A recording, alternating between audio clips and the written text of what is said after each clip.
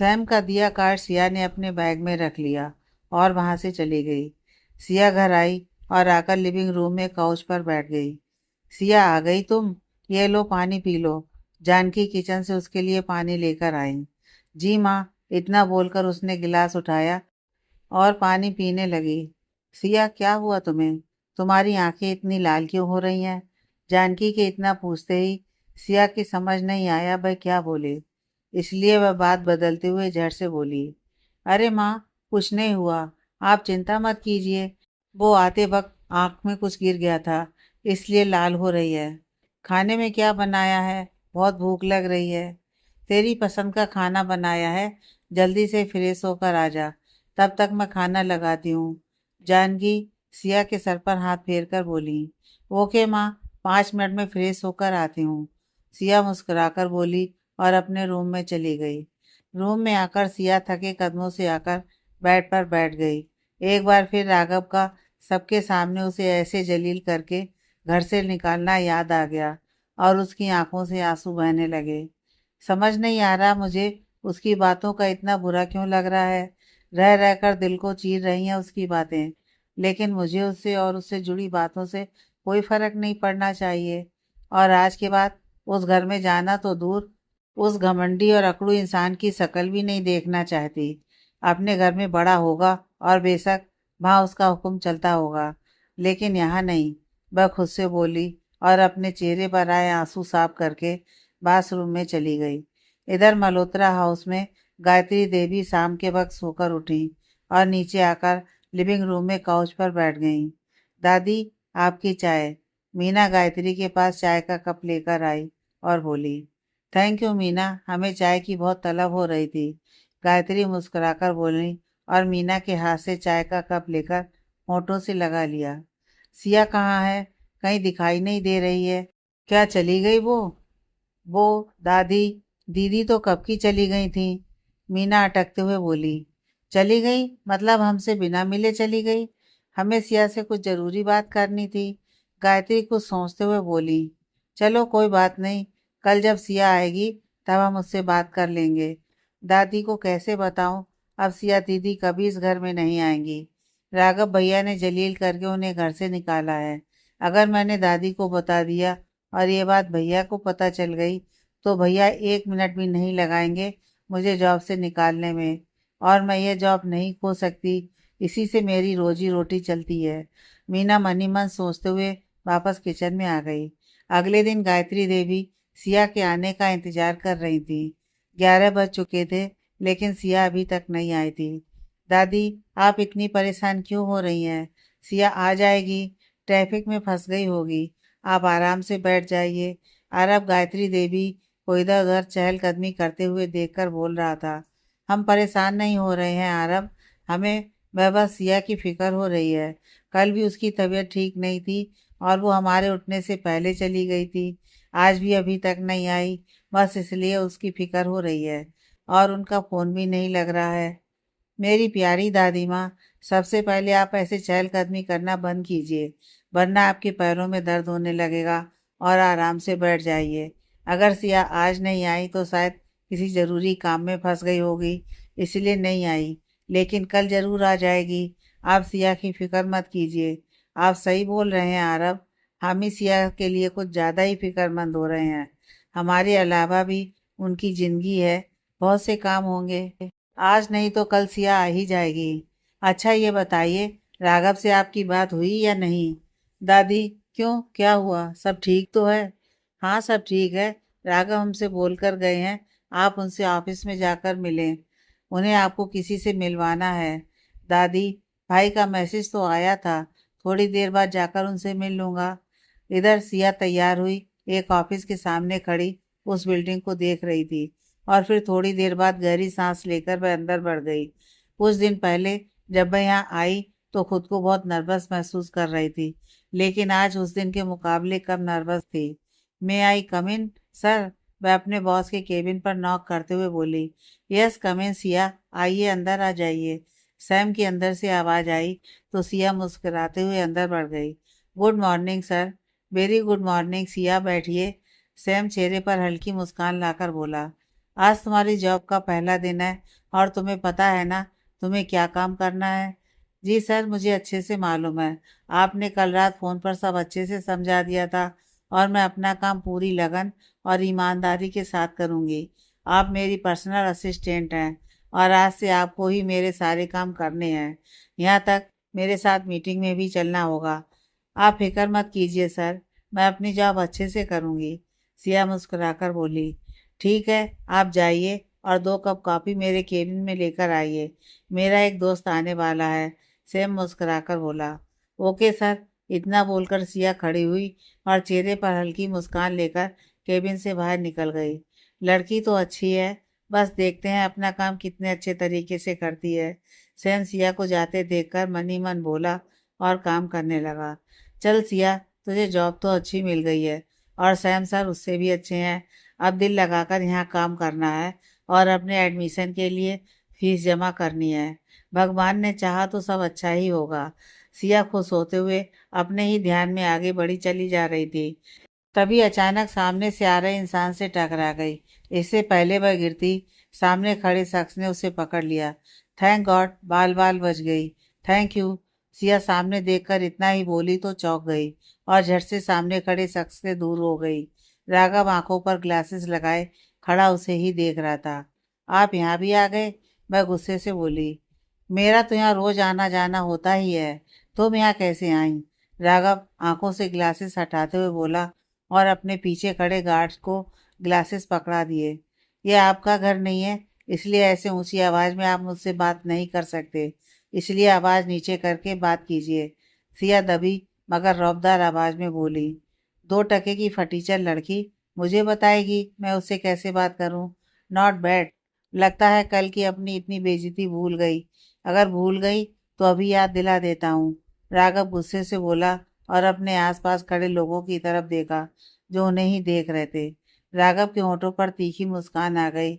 जब तक सिया को समझ पाती, राघव ने सिया के करीब आकर उसकी कमर में हाथ डालकर उसे अपने करीब कर लिया। जहाँ सिया की आंखें हैरानी से बड़ी हो गईं और मुंह खुल गया, वहीं उनके आसपास खड़े लोगों के मुंह भी हैरानी से खुल गए। छोड़िए मुझे, वरना आपकी जान ले लूंगी। सिया राघव की आंखों में गुस्से से देखकर बोली और उसका हाथ अपनी कमर से हटाने की कोशिश करने लगी। जब तक मैं ना चाहूं तो मेरा हाथ अपनी नाजुक और पतली कमर से नहीं हटा सकती।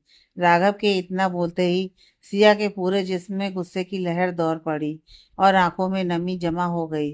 उसने अपनी पूरी ताकत लगाकर राघव के पैर पर अपना पैर मार दिया, लेकिन राघव ने तब भी उसे नहीं छोड़ा। कुछ खाया पिया करो, इतनी हिम्मत नहीं है तुम में जो तुम मेरा कुछ बिगाड़ सको। लेकिन मुझ में इतनी हिम्मत है जो मैं तुम्हारा बहुत कुछ बिगाड़ सकता हूँ। इसलिए अपनी मासूम शक्ल लेकर मेरे सामने मत आना, समझी? वरना इस बार अंजाम बहुत बुरा होगा। इतना बोलकर राघव ने सिया को झटके से खुद से दूर किया और उसकी तरफ देखे बिना आगे बढ़ गया। सिया गुस्से से खड़ी राघव को जाते देख रही थी और आसपास खड़े सभी लोग उसे देखकर हंस रहे थे। सिया ने अपनी आंखें बंद करके खुद को जब्त किया और आगे बढ़ गई। वह पहले ही दिन यहाँ कोई तमाशा नहीं करना चाहती थी, इसलिए वह चुपचाप वहां से कॉफी लेने चली गई। ये पागल इंसान तो मेरे पीछे ऐसे हाथ धोकर पड़ गया है जैसे मेरी कुंडली में शनि दोष हो। हे भगवान, मेरी रक्षा करना इस पागल इंसान से, नहीं तो पता नहीं मैं इसके साथ क्या कर बैठूंगी। मेरी शराफत का मजाक ही बना दिया है इसने। दादी की वजह से चुप हूँ। अगर यह खड़ूस इंसान उनका पोता ना होता तो ऐसा सबक सिखाती इसकी दादी भी याद करती। आया बड़ा। मैं आई कमिन सर? सिया ने दरवाजे के अंदर झांककर बोला। आ जाइए सिया, सैम ने दरवाजे पर खड़ी सिया की तरफ देखकर कहा। तो वह अंदर बढ़ गई। आपकी कॉफी, उसने ट्रे टेबल पर रखी और राघव की तरफ घूरकर देखने लगी। राघव भी चेहरे पर मुस्कान सजाए उसे ही देख रहा था, जैसे वह उसकी किस्मत पर हंस रहा हो। सिया ने भी मुस्कुराकर राघव की तरफ देखा और उसके पैर पर अपना पैर मारकर मुस्कुराते हुए बाहर निकल गई, जैसे कुछ हुआ ही ना हो। और राघव के माथे पर गुस्से की लकीरें उभर गईं। ये लड़की कौन थी सैम? कौन? सिया? ये मेरी नई पर्सनल असिस्टेंट है, आज ही आई है। तुम तो पहले भी मिले होगे सिया से। तुम्हें कैसे पता? मैं पहले इससे मिल चुका हूँ। क्या इस लड़की ने बताया तुम्हें? राघव सैम के चेहरे पर नजर जमाकर बोला। अरे नहीं यार, आज ही तो बेचारी आई है ये, मुझे कैसे बताएगी? मैं तो इसलिए पूछ रहा हूँ, 2 दिन सिया ने तुम्हारे घर जॉब की है ना? सैम के इतना बोलते ही राघव हैरानी से उसे देखने लगा और उसके चेहरे का रंग उड़ गया। वह खुद को संभाल कर बोला, मतलब मेरे घर जॉब? लेकिन मुझे तो पता ही नहीं है। दादी के लिए जिस केयर टेकर की तूने बात की थी ना, सिया ही वो केयर टेकर थी। सैम के इतना बोलते ही राघव का दिमाग फक से जैसे उड़ गया और उसकी आंखों के आगे सिया का आंसुओं से भीगा चेहरा घूम गया। तू क्या सोचने लगा? दादी ने शायद तुझे बताया नहीं होगा सिया के बारे में। सैम राघव को सोच में डूबा देखकर बोला। हाँ बताया तो था, लेकिन मैं भूल गया। राघव अटकते हुए बोला और खड़ा हो गया। तू खड़ा क्यों हो गया है? बैठकर बात करते हैं ना। नहीं, अभी मुझे जाना होगा, फिर कभी आकर तुझसे मिलता हूँ। इतना बोलकर राघव सैम की कोई भी बात सुने बिना बाहर निकल आया। इसे क्या हुआ? अचानक एकदम चला गया। यह राघव भी बिल्कुल पागल है, कभी इसका समझ नहीं आता। सैम खुद से बोला और बैठकर अपनी कॉफी पीने लगा। सिया की आंखों के आगे बार बार राघव का उसे चिढ़ाता चेहरा घूम रहा था और उसका गुस्सा इतना ही बढ़ता जा रहा था। पता नहीं खुद को किस रियासत का राजकुमार समझता है, जो उस इंसान में इतना घमंड है। एक बार गलती से इससे टकरा के गई, यह तो हाथ मुंह और पैर धोकर मेरे पीछे ही पड़ गया है। भले हो कोई बात, अगर प्यार और इज्जत से पेश आता तो माफ़ी भी मांग लेती, वो भी हाथ जोड़कर। लेकिन अब तो मेरी जूती भी इससे माफ़ी ना मांगे। पता नहीं खुद को समझता क्या है। वह गुस्से की वजह से खुद ही बड़बड़ा रही थी और अपना गुस्सा उतार रही थी। तभी सिया की नज़र उसकी तरफ आ रहे राघव पर पड़ी तो उसकी जैसे सांसें ही अटक गईं और वह धीरे धीरे अपने कदम पीछे लेने लगी। राघव को अपने नज़दीक आता देख सिया वहां से भागकर एक पिलर के पीछे आकर छिप गई और अपनी तेज तेज चल रही सांसों को सही करने लगी। राघव ने सिया को भागते देखा तो उसकी आंखों में गुस्सा उतर आया और वह वहां से निकलकर बाहर आ गया और गाड़ी में बैठकर चला गया। शुक्र है चला गया। हे भगवान, आप मुझ जैसी भोली भाली अपनी बंदी से किस जन्म का बदला ले रहे हैं? भगवान प्लीज, मुझे इसकी शकल से भी नफरत है। नहीं देखनी उसकी शकल। कुछ भी करके उस पागल इंसान को मुझसे दूर रखना। सिया मन ही मन बोली और वहां से चली गई। राघव वहां से सीधा अपने ऑफिस में चला आया, जहां आरब उसका इंतजार कर रहा था। उसे आता देख आरब खड़ा हो गया और खुश होकर राघव के पास आकर बोला, भाई आपने मुझे बुलाया, कोई जरूरी काम है क्या? हाँ चलो मेरे केबिन में बताता हूँ। इतना बोलकर राघव अपने केबिन की तरफ बढ़ गया और आरब भी उसके पीछे ही चला आया। राघव ने केबिन में आकर अपना कोट उतारकर काउच पर फेंका और अपनी चेयर पर आकर बैठ गया। आरब भी उसके सामने वाली चेयर पर बैठ गया। मैं चाहता हूँ आज से जितनी भी मीटिंग ऑफिस में होंगी तुम उन सब में शामिल हो और थोड़ा थोड़ा करके ऑफिस के सारे काम समझो। लेकिन भाई, अभी इन सब की क्या ज़रूरत है? अभी मेरे पास ऑफिस ज्वाइन करने में बहुत वक्त है। अभी से मैं इन सब में नहीं पढ़ना चाहता। आप ही ये सब संभालो। अभी इसे सीखने की कोशिश करोगे तभी तो वक्त आने पर जल्दी सब समझ आएगा। यार भाई, आप भी ना अभी से इतनी बड़ी जिम्मेदारी मेरे कंधे पर डालो। ये सब आप ही संभालो। मैं तो अभी इन सब में नहीं पढ़ना चाहता। आरब अब अपना बचपना बंद करो और सीरियस हो जा। ठीक है भाई, मैं अपना बचपना बंद कर दूंगा, लेकिन आपको शादी करनी होगी। आरब के इतना बोलते ही राघव उसे घूर कर देखने लगा। ऐसे मत देखिए भाई, आपको पता है दादी आपकी शादी को लेकर कितनी परेशान रहती हैं, लेकिन आपको तो शादी ही नहीं करनी है। आरब, ये तुम किस तरह की बात कर रहे हो? क्या ये भूल गए हो अपने बड़े भाई से कैसे बात करते हैं? भाई मैं कुछ नहीं भूला, सब याद है मुझे। प्लीज आप शादी कर लीजिए। मैं आपसे वादा करता हूँ अपना सारा बचपना छोड़ दूंगा और आपके साथ ऑफिस आना शुरू कर दूंगा। प्लीज। आरब राघव का हाथ अपने हाथ में लेकर बोला तो राघव हैरानी से उसकी तरफ देखने लगा। आजकल बहुत बड़ी बड़ी बातें करने लगे हो, क्या बात है? तबीयत तो ठीक है? राघव आरब का माथा छूते हुए बोला। यार भाई, मैं मजाक नहीं कर रहा हूँ। हर बार आप मेरी बातों को मजाक समझते हैं, इसलिए मुझे आपसे बात ही नहीं करनी।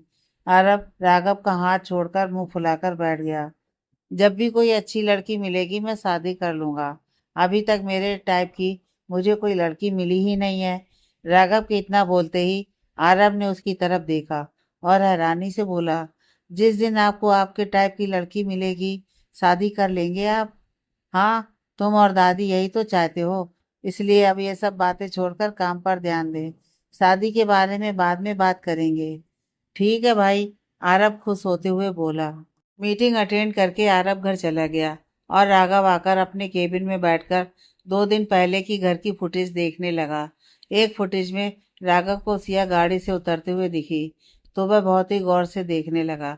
घर के दरवाजे पर कदम रखते ही सिया के गले में जैसे ही टूटकर फूलों की माला गिरी तो राघव हैरान रह गया और फिर सारी फुटेज देखने लगा। ये सब क्या है? दादी इस लड़की को इतनी इम्पोर्टेंस क्यों दे रही हैं? आखिर दादी के दिमाग में क्या सब चल रहा है? घर जाकर पता करना होगा, राघव खुद से बोला और सिया के बारे में सोचने लगा। ऑफिस टाइम ऑफ होने के बाद सिया ऑफिस से बाहर आई और ऑटो लेकर घर के लिए निकल गई। सो फाइनली आज का पहला दिन तो अच्छे से बीत गया। अगर वो खड़ूस इंसान नहीं आया होता तो और भी अच्छे से बीतता। एक तरफ सैम सर कितने सुलझे और अच्छे इंसान हैं, और दूसरी तरफ वो इंसान जिसे लड़कियों से बात करने की तमीज तक नहीं है। अब ना तो मैं उसके बारे में सोचूंगी और ना ही कभी उसके आसपास जाऊंगी। पता नहीं खुद को आखिर समझता क्या है। सिया ऑटो में बैठी बैठी सोच रही थी, तभी अचानक ऑटो रास्ते के बीचों बीच रुक गया। अंकल, क्या हुआ? आपने ऑटो क्यों रोक दिया? पता नहीं बेटी, देखता हूँ, शायद कोई कमी आ गई है, अभी चेक करता हूँ। इतना बोलकर ऑटो वाले अंकल बाहर आए और ऑटो चेक करने लगे। तुम दूसरा ऑटो पकड़कर चली जाओ बेटी, इसमें कोई दिक्कत आ गई है। ठीक है अंकल, इतना बोलकर सिया ऑटो से बाहर आई और बैग से पैसे निकालकर ऑटो वाले को दिए और पैदल ही आगे बढ़ गई। सिया सड़क के एक किनारे पर चल रही थी, तभी उसे गाड़ी की दूसरी तरफ खड़ा एक ऑटो नजर आया। उसने सड़क के दोनों ओर देखा और सड़क पार करने के लिए आगे बढ़ गई। वह कुछ कदम ही चली थी कि तभी अचानक से एक गाड़ी, तेज रफ्तार गाड़ी आकर उससे कुछ दूरी पर रुकी। सिया की तो जानी हलक में अटक गई। गाड़ी को अपने पास आता देखकर उसने सीने पर हाथ रखकर 2-3 सांसें ली और गाड़ी की तरफ देखा तो उसकी आंखें हैरानी से फैल गईं। राघव को गाड़ी में बैठा देखकर सिया की कुछ समझ नहीं आया, क्या करे। उसने एक नज़र उसे देखा और वहां से भागकर ऑटो के पास आई और उसमें बैठकर चली गई। इतनी अकड़ किस बात की है इस लड़की में? मुझे देखकर सुबह से भाग क्यों रही है? बचना चाहती है मेरा सामना करने से, लेकिन इसकी बदतमीजियां इतनी है। ये क्या, मैं खुद ही इसकी शक्ल नहीं देखना चाहता? राघव सिया को ऑटो में बैठकर जाता देखकर मन ही मन बोला और सीट से सिर टिकाकर आंखें बंद करके बैठ गया। थोड़ी देर बाद राघव घर आया और आकर लिविंग रूम में काउच पर बैठ गया, जहाँ पहले से गायत्री देवी और आरब बैठे थे। क्या हुआ दादी, आप और आरब इतना परेशान क्यों लग रहे हैं? राघव गायत्री और आरब को परेशान देखकर बोला। दादी के लिए जो केयर टेकर आ रही थी वो आज नहीं आई है, इसलिए मैं और दादी परेशान हैं। और ना सिया दादी का फोन उठा रही है। इस दुनिया में केयर टेकर की कोई कमी नहीं है। कल ही एक नई केयर टेकर दादी का ख्याल रखने के लिए आ जाएगी। इसके लिए इतना परेशान होने की जरूरत नहीं है। नहीं राघव, हमें कोई और नहीं चाहिए। अपना ख्याल रखने के लिए सिया ही हमारा ख्याल रख सकती है, इसलिए हमें सिया ही अपना ख्याल रखने के लिए चाहिए। दादी, ऐसा क्या है उस लड़की में? मुझे समझ ही नहीं आ रहा है। सिया नाम की कोई भी लड़की इस घर में नहीं आएगी। आप बताइए, आपको सिया इस घर में क्यों नहीं चाहिए? वो हमारा ख्याल अच्छे से रखती है, बिल्कुल अपनी दादी की तरह। और हमें भी सिया के साथ रहकर नहीं लगता वो कोई गैर है, इसलिए हम चाहते हैं सिया ही हमारा ख्याल रखे। गायत्री देवी राघव की तरफ देखकर बोली। दादी सही बोल रही हैं भैया, सिया बहुत अच्छी लड़की है और दादी का ख्याल अच्छे से रखती है। ये घर मेरा है और इस घर में कौन आएगा कौन नहीं ये मैं डिसाइड करूंगा, इसलिए वो लड़की इस घर में नहीं आएगी। राघव गुस्से में खड़े होकर बोला। सही कहा आपने राघव, ये घर आपका है और हम कौन होते हैं अपनी मर्जी चलाने वाले। इसलिए जो आप चाहें वो करिए, अब हम आपको नहीं रोकेंगे। गायत्री देवी रोते हुए बोली और वहां से चली गई। दादी, मेरा वो मतलब नहीं था, प्लीज मुझे माफ कर दीजिए, राघव दादी के सामने आकर बोला। हमें आपसे अभी कोई बात नहीं करनी है, थोड़ी देर अकेला रहना चाहते हैं। इतना बोलकर गायत्री देवी वहां से चली गई। राघव ने गुस्से से अपनी आंखें बंद कर लीं और सामने पड़ी कांच की टेबल पर अपनी पूरी जान लगाकर लात मार दी, जिससे कांच के टुकड़े टुकड़े हो गए और पूरे लिविंग रूम में कांच बिखर गया। भाई शांत हो जाइए, इतना गुस्सा करना सेहत के लिए जरूरी नहीं है, आरव राघव के कंधे पर हाथ रखकर बोला। लेकिन राघव वहां से अपने कमरे में चला गया। समझ नहीं आता भाई हर वक्त इतने गुस्से में क्यों रहते हैं, अपने गुस्से की वजह से सब गड़बड़ कर देते हैं। अब जाकर दादी को संभालता हूँ। हे भगवान, दादी को तो मैं संभाल लेता हूँ, प्लीज भाई की शादी जल्द से जल्द करवा दीजिए, जिससे भाई को भी संभालने वाली कोई जल्दी ही इस घर में आ जाए और मेरा भाई भी हमेशा खुश रहे और इस घर में हमेशा खुशियां ही खुशियां रहें। राघव ने ऊपर सीलिंग की तरफ देखकर बोला और दादी के कमरे की तरफ बढ़ गया। राघव फ्रेश होकर गायत्री के कमरे में आया और उनके पैरों के पास नीचे बैठ गया और उनके पैरों को दबाने लगा। गायत्री ने आंखें खोलकर देखी और अपने पैर पीछे खींचने लगी, लेकिन राघव ने उनके पैर पीछे नहीं होने दिए और उनकी तरफ देखकर बोला, दादी प्लीज माफ कर दीजिए, पता नहीं गुस्से में वो सब मुंह से कैसे निकल गया। प्लीज दादी, एक बार देखिए तो सही मेरी तरफ, अगर आप ऐसे नाराज होकर बैठ जाएंगी तो मैं किससे बात करूंगा। प्लीज दादी, एक बार मेरी तरफ देखिए, ऐसे नाराज मत हो आप। हम होते कौन है आपसे नाराज होने वाले, और वैसे भी ये घर आपका है, क्या पता आप कब हमें इस घर से बाहर कर दें। दादी, ऐसा बोलकर क्यों मेरा दिल दुखा रही हैं आप। आपको तो पता है जब मैं गुस्से में होता हूँ तो मुझे कुछ पता नहीं चलता क्या बोल रहा हूँ और क्या नहीं। प्लीज माफ कर दीजिए, अभी हमें आपसे कोई बात नहीं करनी है। जब हमारा गुस्सा शांत हो जाएगा तो आपको माफ भी कर देंगे। आप चाहें तो मुझे मार सकती हैं, लेकिन प्लीज ऐसे नाराज मत रहिए। दादी, राघव गायत्री देवी का हाथ अपने गाल पर रखते हुए बोला। आपको पता है हम आप पर कभी हाथ नहीं उठा सकते और ना ही ज्यादा देर नाराज रह सकते हैं, फिर आप हमें नाराज क्यों करते हैं। राघव, आज आपने जो बोला उस बात से हमारे दिल को बहुत ठेस पहुंची है, लेकिन फिर भी हम आपसे नाराज नहीं है। आपको पता है क्यों हम। पता है दादी, क्योंकि आप मुझसे बहुत प्यार करती हैं, राघव गायत्री का हाथ चूमते हुए बोला। लेकिन आप अपनी दादी से शायद प्यार नहीं करते, इसलिए हमें नाराज करते हैं। नहीं दादी, ऐसी बात नहीं है, मैं आपसे बहुत प्यार करता हूँ, लेकिन बस उस लड़की को अपने घर में नहीं देखना चाहता। उसे छोड़कर दुनिया की कोई भी लड़की आप बोलो, वो आपका ख्याल रखने के लिए लेकर आ जाऊंगा, लेकिन वो नहीं। ऐसा क्या हो गया आपको, आप तो सिया से मिले भी नहीं हैं, फिर इतना गुस्सा क्यों है उस पर। कहीं आप सिया को पहले से तो नहीं जानते। गायत्री देवी राघव के चेहरे पर नजर जमाकर बोली। राघव ने दादी की तरफ देखा और फिर उन्हें सारी बात बता दी जो उसके और सिया के बीच हुआ। इसका मतलब आप पहले से ही सिया को जानते हैं, इसलिए उन्हें घर में नहीं आने देना चाहते हैं। ठीक है, अगर आप ऐसा चाहते हैं तो हम आपको मजबूर नहीं करेंगे कि आप सिया को घर में लेकर आइए। गायत्री राघव के सर पर हाथ रखकर बोली। थैंक यू सो मच दादी, मुझे समझने के लिए। राघव चेहरे पर मुस्कान लाकर बोला और गायत्री के गले लग गया। अब चलें, चलकर खाना खाते हैं, आरव कब से खाने की टेबल पर हमारा इंतजार कर रहा है। आप चलिए, हम अभी आते हैं।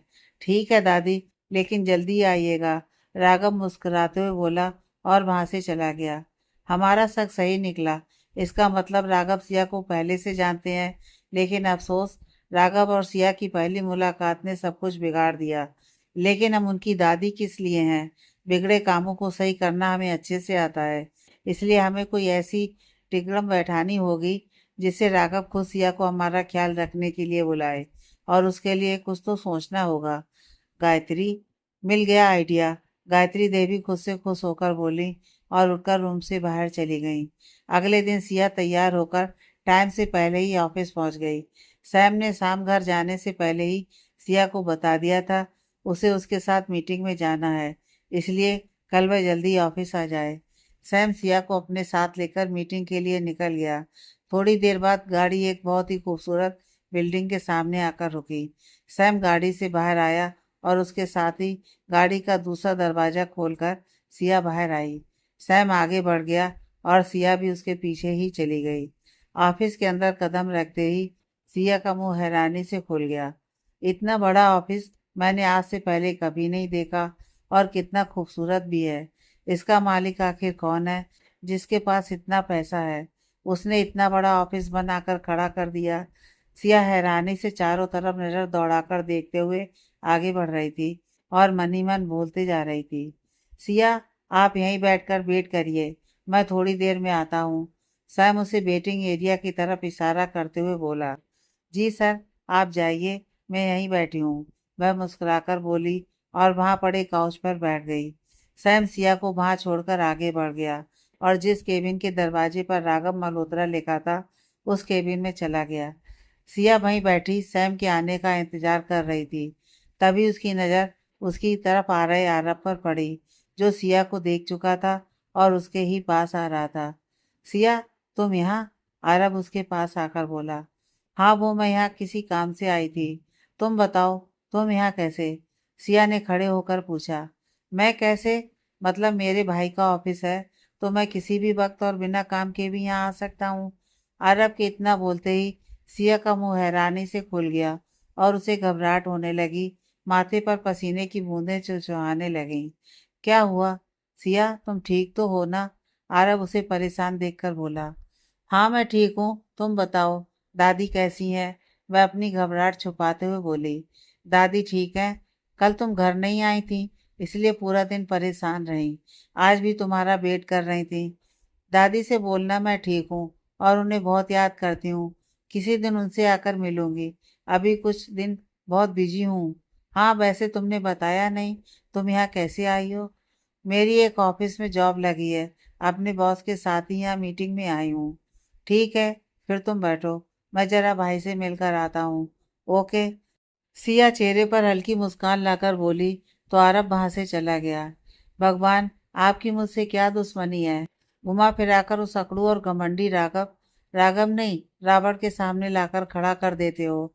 जितना उससे दूर जाने की कोशिश करती हूँ। क्यों भगवान, क्यों? मैंने आपका क्या बिगाड़ा है? आप मीटिंग में सबके सामने मेरी इज्जत का फालूदा बना देगा। आज मेरी इज्जत बस आप ही बचा सकते हैं। वैसे मानना पड़ेगा, इस रावण का क्या शानदार ऑफिस है। घर की तरह यहाँ भी अपना सिक्का अच्छे से जमा रखा है। लेकिन मैं उसके बारे में इतना क्यों सोच रही हूँ? इतना इम्पोर्टेंट नहीं है मेरे लिए। मैं उस रावण के बारे में सोचती फिरूं। सिया ने अपना दिमाग झटका और वापस से काउच पर बैठ गई। मीटिंग शुरू हुई और बहुत बड़े बड़े और नामी लोग मीटिंग में शामिल हुए। सिया सैम के साथ वाली चेयर पर बैठी सबको देख रही थी। उसके लिए यह सब पहली बार था। उसे समझ ही नहीं आ रहा था ये सब आखिर चल क्या रहा है। लेकिन अभी तक राघव मीटिंग का हिस्सा नहीं बना था। सब लोग अपने अपने प्रोजेक्ट एक दूसरे से डिस्कस कर रहे थे। तभी गेट खुला और राघव मीटिंग रूम में आया। सब लोग उसे देखकर खड़े हो गए। राघव ने एक नज़र सबकी तरफ देखा और सबसे बैठने के लिए कहा। आरब भी राघव के साथ मीटिंग में आया और सिया के पास खाली चेयर पर जाकर बैठ गया। जैसा कि आप सबको पता है, आज की यह मीटिंग किस लिए रखी है? हमें हमारे साथ काम करने के लिए एक ऐसी कंपनी का साथ चाहिए जिसके साथ मिलकर हमारी कंपनी दुनिया की सबसे बड़ी और ताकतवर कंपनी बन सके और हम ज़्यादा से ज़्यादा लोगों को अपने साथ जोड़ सकें। और इसलिए हमने आप सबको यहाँ बुलाया है। जिस कंपनी का भी प्रोजेक्ट हमें पसंद आया और लगा यह कंपनी हमारे साथ काम कर सकती है, उस कंपनी को हमारे साथ काम करने का सुनहरा मौका मिलेगा। तो आप सब तैयार हैं? राघव ने वहां बैठे सबकी तरफ देखकर बोला। यस सर, वहां बैठे सब लोग ने एक साथ कहा। तो राघव बैठ गया और एक एक करके सबके प्रोजेक्ट देखने लगा। इतनी पावर है इस रावण की, मुझे तो पता ही नहीं था, सिया मन ही मन बोली और राघव की तरफ देखने लगी। तभी उसका फोन रिंग हुआ। रिंग की आवाज आने पर सबने सिया की तरफ देखा तो वह घबरा गई। उसने झट से फोन काट दिया। सॉरी, सबको अपनी तरफ देखता देखकर वह धीरे से बोली। तभी सिया की नज़र राघव पर पड़ी जो बैठा उसे ही घूर रहा था। उसने राघव से अपनी नज़र हटा ली और सैम से बात करने लगी। 4 घंटे बाद मीटिंग खत्म हुई और सब लंच के लिए दूसरे रूम की ओर बढ़ गए, जहाँ सबके लंच का इंतजाम पहले से ही कर रखा था। सिया, तुम भी चलो सबके साथ, लंच कर लो। सिया को वेटिंग रूम में बैठा देखकर आरब उसके पास आकर बोला, आप जाइए आरब, सबके साथ, मुझे भूख नहीं है, मैं थोड़ी देर यहीं बैठना चाहती हूँ। ऐसे कैसे, तुम भी हमारी मेहमान हो, इसलिए सबके साथ चलकर लंच करो। मैंने पहले कभी इतने लोगों के बीच बैठकर खाना नहीं खाया है, इसलिए बहुत अजीब लग रहा है, और वैसे भी मुझे भूख नहीं है। सच में, आप जाइए। हाँ, बस चाय पीने का मन कर रहा है, लेकिन यहाँ चाय कहाँ मिलेगी? हमारे ऑफिस में सब कुछ मिलता है, तुम यहीं बैठो, मैं तुम्हारे लिए चाय भिजवाता हूँ। आरब चेहरे पर हल्की मुस्कान लाकर बोला और वहां से चला गया। आरब के जाने के बाद सिया वापस से काउच पर बैठ गई और वहीं टेबल पर रखी मैगजीन उठाकर देखने लगी।